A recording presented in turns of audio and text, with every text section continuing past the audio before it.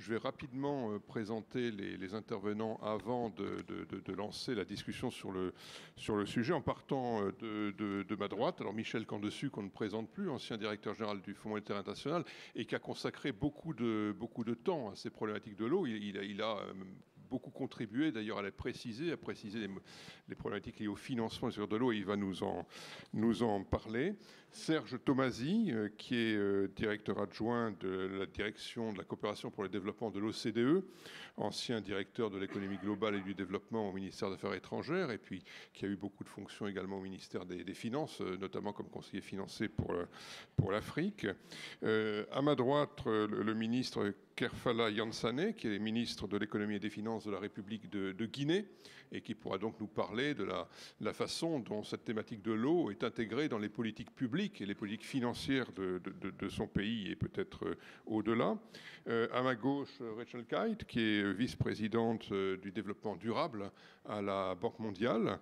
Et puis, le dernier participant tout à ma gauche est Frank Richberman, qui est le directeur de l'eau et de l'assainissement à la Bill and Melinda Gates Foundation.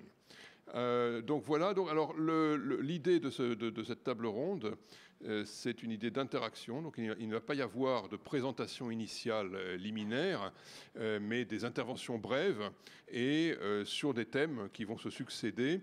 Et à tout moment, je peux prendre des questions de la salle et des interventions de la salle. Alors intervention brève, bien entendu, questions brèves, mais je crois que c'est une bonne façon d'avoir l'interaction avec la table ronde et de faire de cette session une vraie discussion. Et évidemment, mon rôle sera de veiller à la brièveté des propos, donc ne vous étonnez pas si j'interviens pour rappeler les contraintes de temps.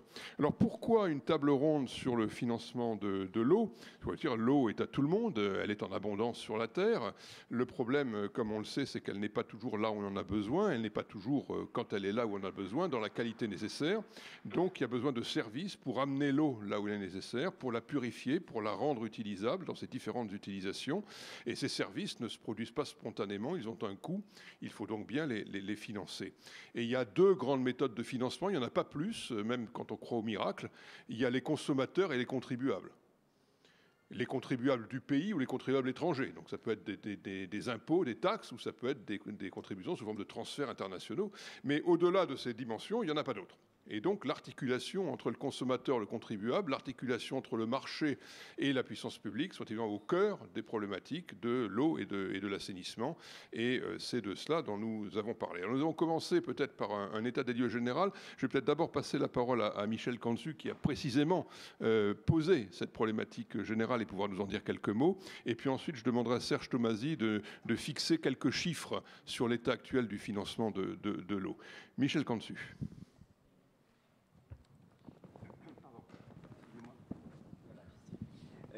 Merci, Monsieur le Président, de me faire cet honneur. Est-ce que vous m'entendez ? Je suis branché. Bien. C'est un grand honneur que de parler le premier. Et je rentre dans le vif du sujet. Monsieur le Président, vous venez de dire que, oui, il y a deux grands acteurs. Il y a le marché et la puissance publique. Et derrière, il y a les consommateurs et les taxpayers. Il y a une première question qui se pose, fondamentale évidemment. Pourquoi le marché ne suffit-il pas ? Et partout ? Eh bien, tout simplement parce que le marché n'est pas un Dieu qui sait tout et qui peut tout. Dieu sait qu'il rend des services. Et je crois que personne ne m'a pour l'instant reproché de ne pas assez reconnaître les vertus du marché. J'ai même passé un certain nombre d'années de ma vie, plus d'une décennie, à vanter les mérites du marché là où on croyait davantage aux mérites de l'intervention publique. Et pourtant, le marché qui rend d'immenses services est aussi, et qui est probablement, certainement, le moins mauvais des mécanismes inventés par l'homme pour dynamiser la vie économique. Malheureusement, il a quelques vices. Il est court-termiste et il est aveugle sur les besoins non solvables.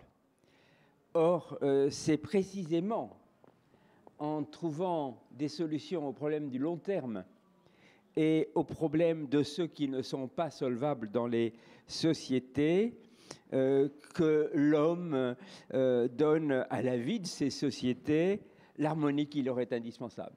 Donc, en reconnaissant cette défaillance du marché, ce que les savants appellent « the market failures », l'homme ne fait que faire l'indispensable pour que la vie en société soit possible et heureuse.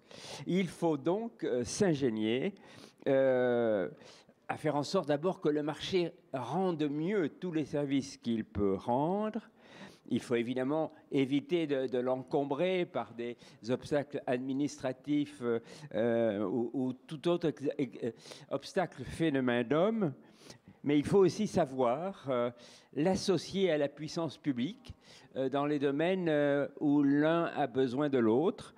Les différents forums de l'eau, depuis celui de Marrakech, ont contribué précisément à mettre en valeur certaines de ces associations, et je ne m'en vais qu'en citer deux, entre la puissance publique et le marché. Il y a les partenariats publics-privés, en particulier lorsqu'il s'agit d'amener une eau salubre dans les grandes conurbations du monde. Il y a aussi tous les domaines où il s'agit de rendre les mécanismes de prix compatibles avec les moyens des plus pauvres. Et vous vous souvenez peut-être qu'au moment du forum de Kyoto en 2003, il y avait un immense, et les forums antérieurs, il y avait un immense débat sur la tarification. Certains pensaient qu'il fallait tout mettre dans le prix de l'eau,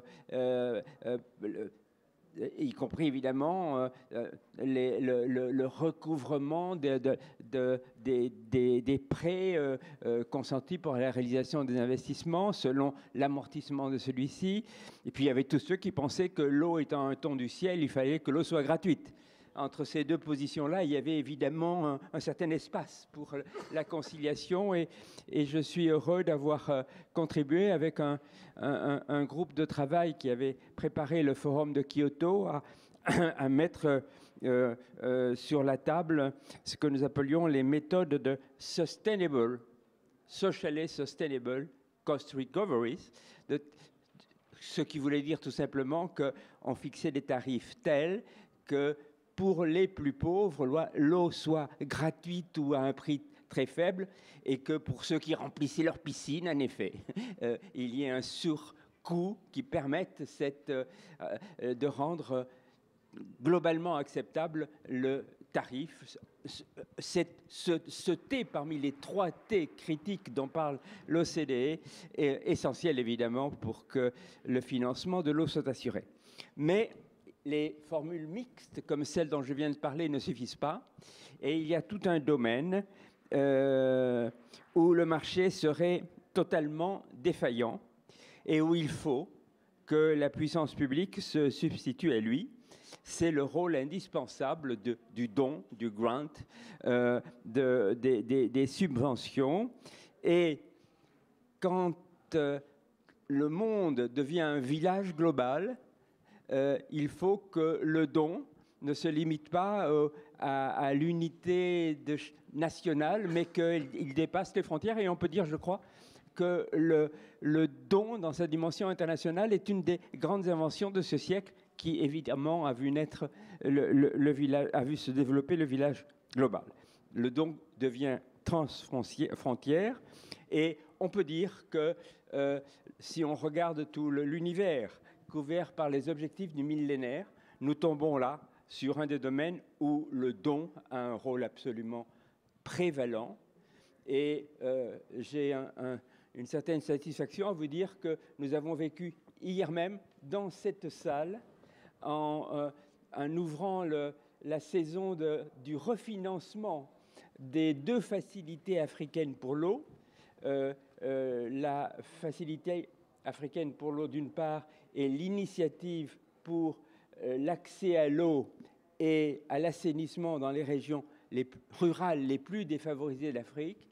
Nous avons vu que même au cœur d'une crise financière que chacun connaît, le don peut encore jouer son rôle, et même sous des modalités jusqu'ici encore peu fréquentes, c'est-à-dire la solidarité entre pays pauvres. Et nous avons vu pour la première fois hier que 6 à 8 pays africains se joignaient au groupe des pays donneurs pour assurer le refinancement de cette facilité. C'est de cette manière que dès la première journée de cette reconstitution des ressources de la facilité rurale pour l'Afrique, 90 millions de dollars ont pu être annoncés, engagés, et l'ensemble des promesses reçues, y compris d'ailleurs de l'Union européenne et de quelques autres grands acteurs, permet de penser que cette facilité pourra continuer à exister au moins jusqu'à 2015 et donc permettre à l'Afrique d'atteindre ou de se rapprocher sérieusement de l'objectif du millénaire en matière d'accès à l'eau, en tout cas, et le plus possible en matière d'assainissement. Je vous remercie, Monsieur le Président. Merci, merci infiniment pour ce cadrage. On va avoir l'occasion dans ce débat de revenir sur plusieurs des points, notamment sur le don, à la fois la capacité de faire des dons, la capacité financière, et puis pour le bénéficiaire du don, les deux problèmes que pose le don, qui sont un risque de dépendance au don, et puis ensuite, évidemment, le risque de la pérennité. Quand on a besoin du don et que le don n'est pas pérenne, on est dans des situations extrêmement difficiles. Donc je crois que c'est très intéressant de poser la problématique comme cela, parce que ça amène à dérouler la ficelle et à voir tout ce qui est nécessaire derrière, à la fois en termes de financement et de pratique. Alors n'oubliez pas qu'à tout moment, vous pouvez souhaiter intervenir, ma charge étant de réguler tout cela. Et donc s'il n'y a pas de... Et profiter de la présence de Michel Candesu, qui je crois malheureusement devra nous quitter avant la fin de cette table ronde. Alors, je vais passer maintenant la parole à Serge Tomasi en lui demandant peut-être de prolonger cet état des lieux avec, de façon peut-être plus quantitative, un petit bilan des financements, en tout cas à sa guise. Serge, tu dois avoir un micro près de chez toi. Sinon, merci. Donc un mot, effectivement, ça va. Sur les financements extérieurs alloués dans le secteur de l'eau, APD et au-delà de l'aide publique au développement. Alors j'ai mis quelques slides, si on peut les avoir. Peut-être que je peux vous dire qu'on a distribué la brochure qui fait la récapitulation de tous les financements alloués au secteur de l'eau sur vos chaises, et il y en a là, ici, à droite. Là, c'est muet, là, donc... En deux mots, mais je peux vous donner les grands chiffres.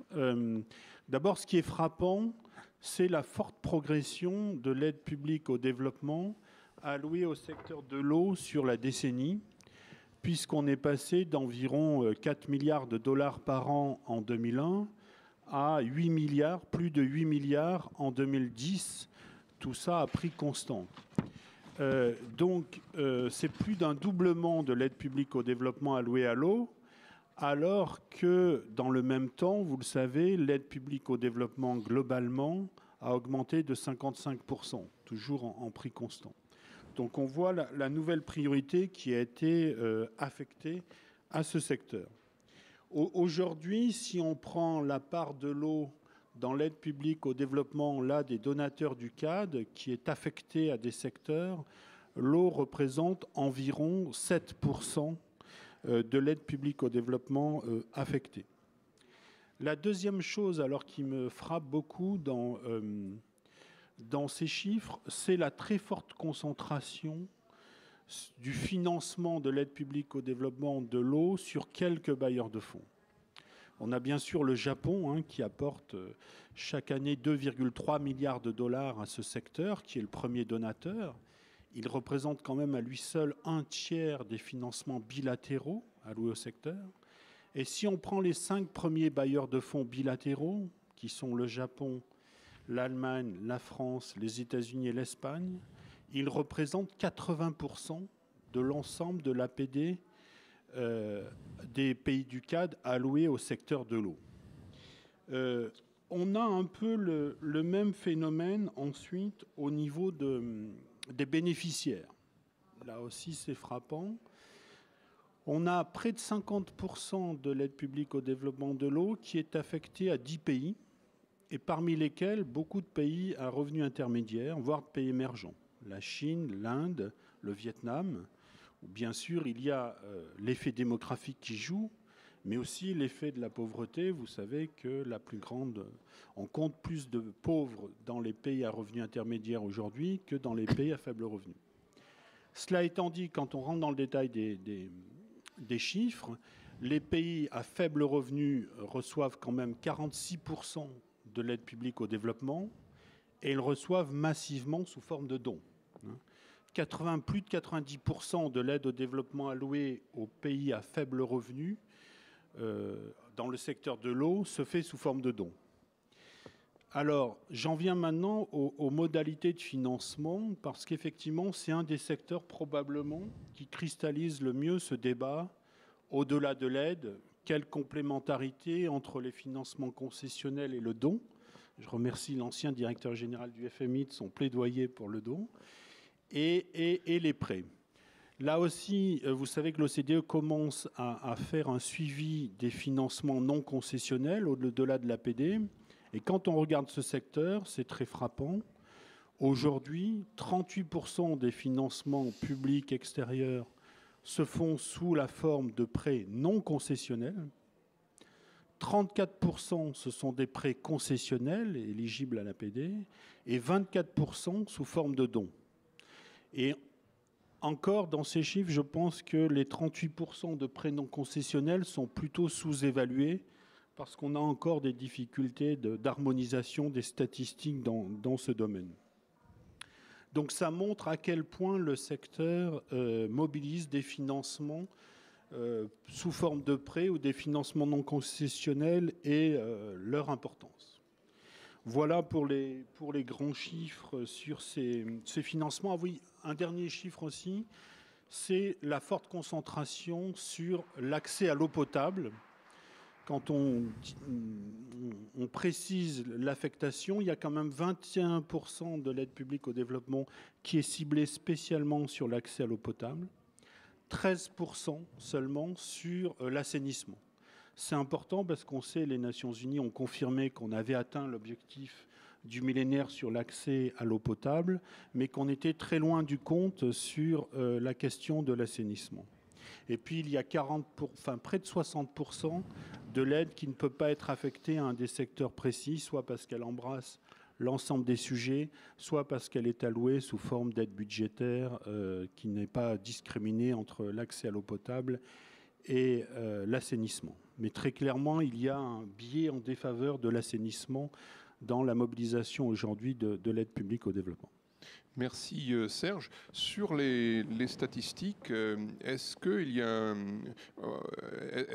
qu'on réfléchit à l'allocation de l'aide précisément et sur la base de quels critères? On pourrait imaginer de mesurer l'aide versée ou l'équivalent don de l'aide versée par nombre de pauvres et par pays. Est-ce qu'on a une idée de ce que ça nous donnerait? Est-ce que ça révélerait des inégalités d'allocation de l'APD? Probablement. Alors ça, il faudrait déjà le faire au niveau de l'APD globale, mais c'est à mon avis un des grands problèmes de la communauté internationale, c'est comment arriver à un système global, efficient d'allocation de l'aide publique au développement. On sait qu'il y a la problématique des orphelins de l'aide. On sait qu'il y a une distribution de l'aide qui intègre de plus en plus des critères de performance, qui, bien sûr, se fait au détriment des pays fragiles. Et puis, dans les statistiques de l'eau, là, j'en viens particulièrement à l'eau, c'est très frappant, on a des PMA qui arrivent à mobiliser des ressources assez importantes en matière d'aide publique au développement. Il y a la Mauritanie, il y a Haïti, et puis d'autres qui ont beaucoup plus de difficultés. Il y a le Tchad, il y a le Togo, par exemple. Mais tout ça renvoie aussi à la question de la capacité d'absorption, de la capacité de mettre en place un environnement réglementaire et législatif efficient, puisque quand même dans cette allocation de l'eau, il y a une grande part qui est consacrée au financement d'infrastructures, toujours, qui demandent bien sûr un environnement adéquat. Mais je crois que ça serait très intéressant de lancer une réflexion en liaison avec ce que nous a dit Michel Candesu sur le besoin de dons et la justification du don. l'APD est une composante de ce don, et donc on devrait vérifier que l'APD donnée dans le secteur de l'eau répond à cette justification du don, et en particulier lorsqu'il s'agit d'assurer la solvabilité du service d'assainissement et d'eau potable pour les plus pauvres. Ça a donc du sens de mesurer l'APD en fonction du nombre de pauvres dans les différents pays. Je ne pense pas que ce soit fait, mais il me semble que ça serait très intéressant et ça permettrait de combiner à la réflexion. Aujourd'hui, la réflexion sur l'allocation de l'APD est quand même très largement dirigée par un souci, d'ailleurs tout à fait légitime et important, d'efficacité. Mais je pense qu'il serait très important de balancer cela par cette mesure liée à la nécessité d'avoir du don dans le secteur de l'eau. Alors, Denis Loyer, tiens, vas-y, et puis peut-être d'autres membres du panel voudraient à ce stade s'exprimer. Denis. Tiens, présente-toi rapidement. Oui, je m'appelle Denis Loyer, donc j'ai travaillé plusieurs années à l'AFD, je suis en retraite maintenant.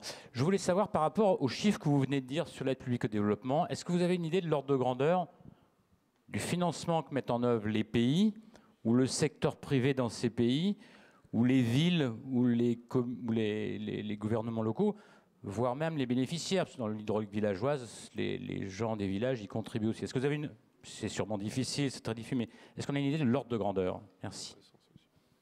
Alors, nous, à l'OCDE, honnêtement, non, puisque nous, on suit les financements extérieurs apportés par les pays donateurs et les agences multilatérales au secteur. On ne suit pas, bien sûr, la contribution des pays récipiendaires ou des populations. Frank, would you like to take the floor? You have one down there. It's easier, probably. Well, on this very last question, Mr. Kamdesu will probably have better numbers, but I remember for the Second World Water Forum, when we tried to come up with similar numbers, aid was never more than about 10% of the total investment, and the other 90% was domestic investment from other countries, from the countries themselves and users. So that's a very important point. The point I wanted to make is that I'm glad that already came up that sanitation is lagging behind water.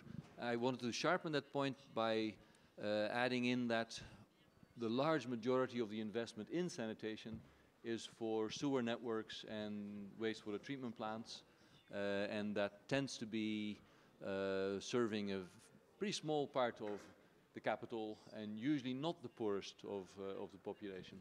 So I'd love to see the OECD numbers make a distinction between what sometimes is called basic sanitation, the on-site sanitation that serves the poor.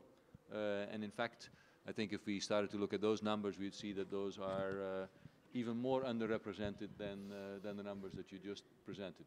It is one reason why we have chosen in our funding to commit about 90% of our funding to basic sanitation, particularly focus on the poorest. Thank you very much. Anyone else on the panel? Michel Cantu, Monsieur le Ministre. Monsieur le Président, simplement pour terminer, pour ajouter une note simple, un peu triviale peut-être.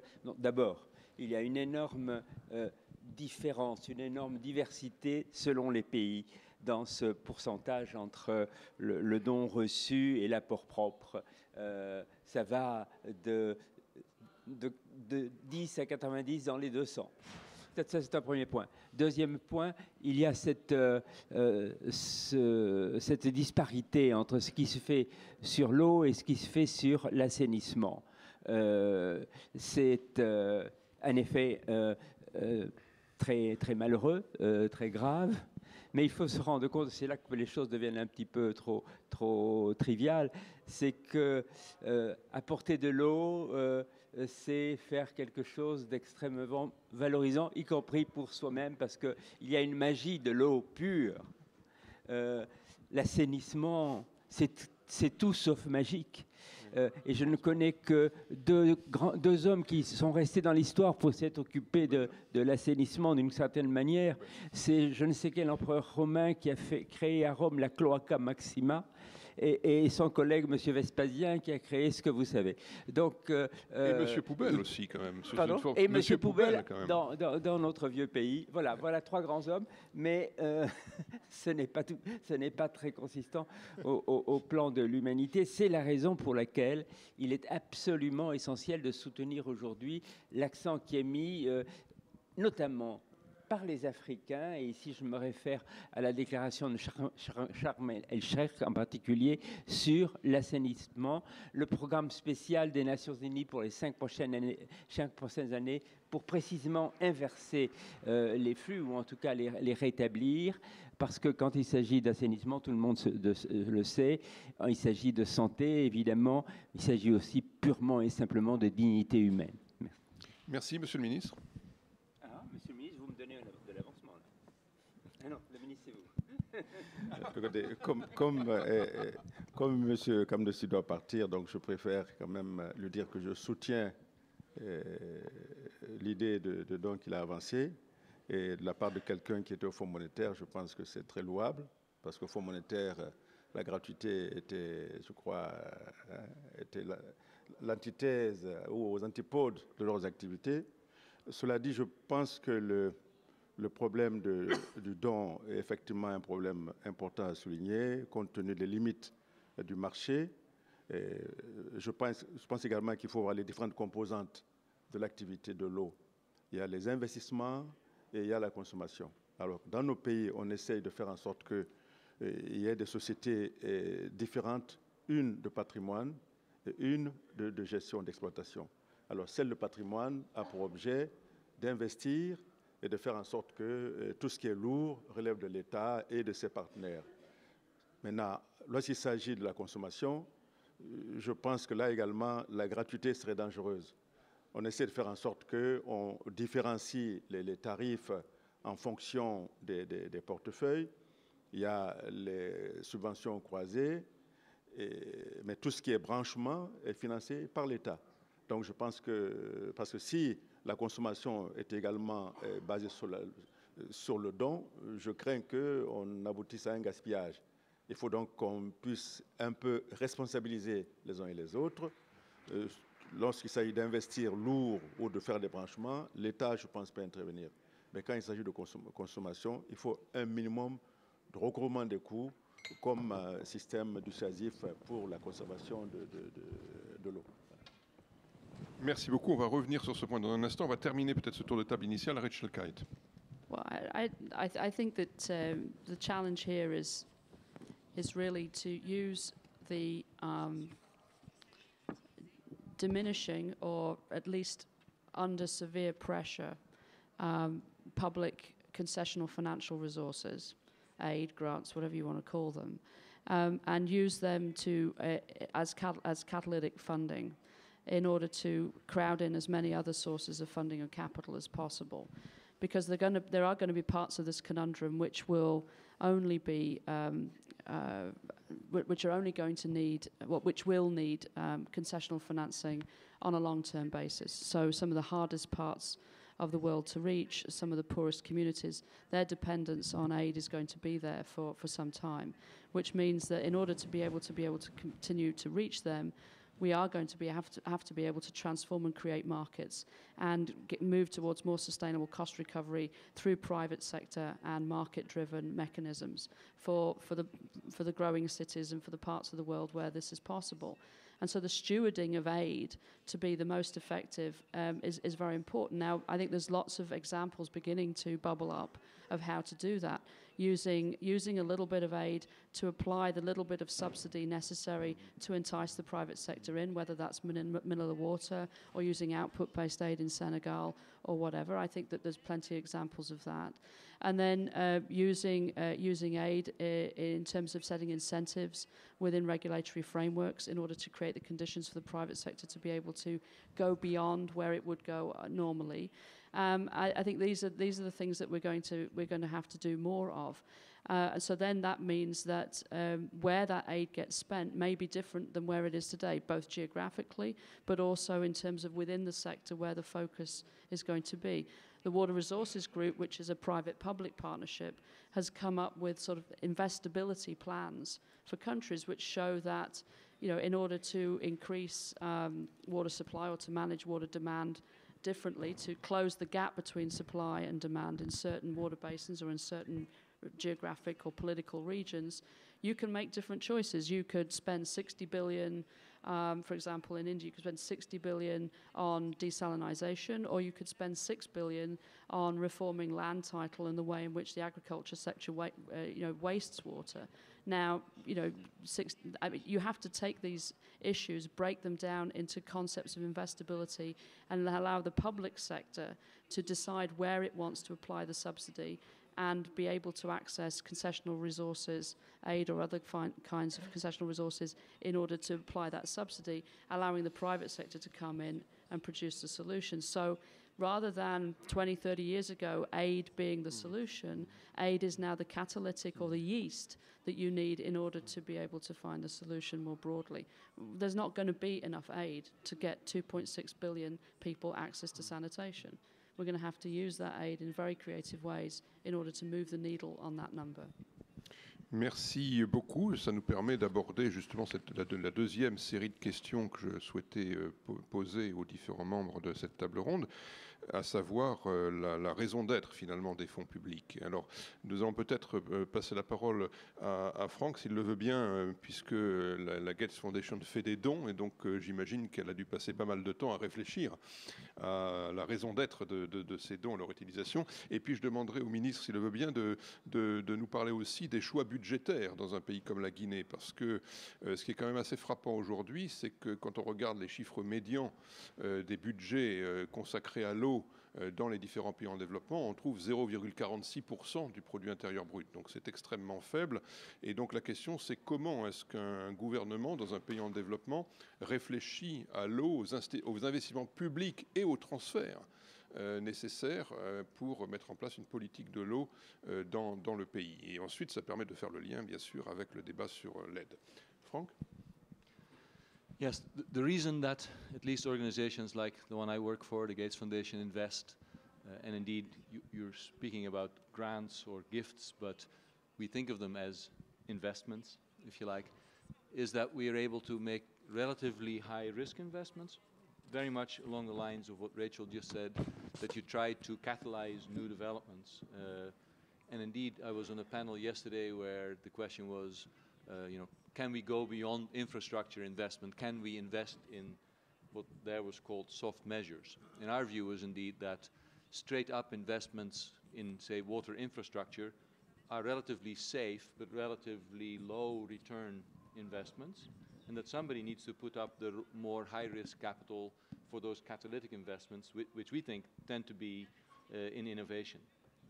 And indeed, it's easier to see for an organization like the Gates Foundation that you can help develop, if there's a market failure, new vaccines for neglected diseases, for poor people, where pharma companies don't have the motivation to invest R&D. But we use very similar arguments to invest in sanitation. As Mr. Kamdasous was saying, he was going back to Roman emperors and if you like to name people who have made an impact on sanitation. We like to also call out Mr. Cummings, a Brit who came up with the water seal, or one of the people you could credit with the development of the toilet. But regardless of which name we name, it's a very long time ago that we've changed the system that we use. In part because it serves us so well. The water closet is fine for us, right?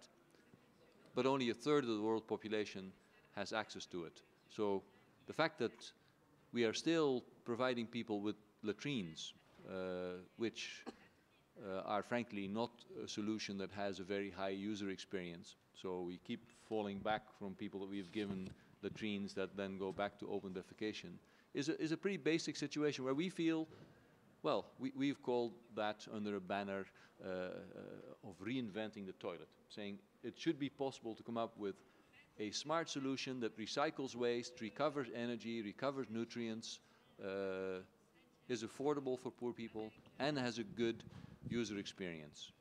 We don't quite know what that is, but we are willing to put relatively large amounts of money, tens of millions of dollars, into that, you could say, relatively speculative investment that potentially could have a very high payoff. It's not the only thing we do. We do other things as well, but it is, for that is in a way the primary rationale for us to put up that kind of money. Merci beaucoup.